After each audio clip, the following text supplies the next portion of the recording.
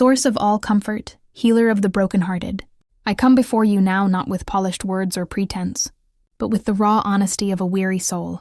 I am tired, Lord. The weight I've been carrying has grown heavy, and the armor of self-reliance I've worn has become too burdensome to bear. So I lay it down at your feet, trusting in your promise that you are indeed close to the brokenhearted, and that you save those who are crushed in spirit. Psalm 34:18. In this sacred moment of vulnerability, I choose to be real with you.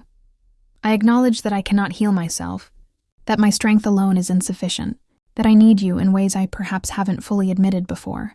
There is freedom in this confession, liberation in letting the mask fall away. Here in your presence, I don't need to pretend. I can simply be broken, searching, hoping. By the stripes of the healer, I seek restoration. Isaiah 53:5 reminds me that by his wounds we are healed, by a mysterious and beautiful exchange where suffering becomes the path to wholeness. I bring before you every ache in my body, every place where pain has taken residence. Whether it throbs in my joints, pounds in my head, or settles as chronic discomfort that colors each day, I ask you to meet me in it. Touch those places with your healing hand.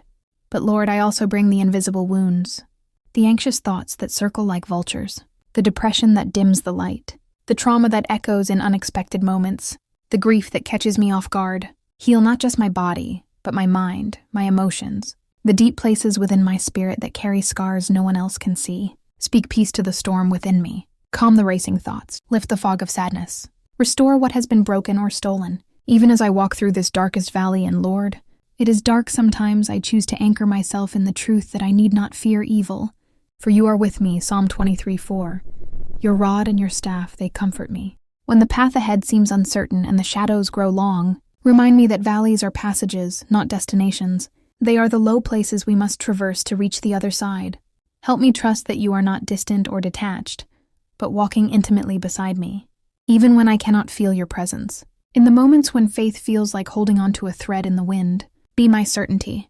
When I question if morning will ever come, be my hope of dawn.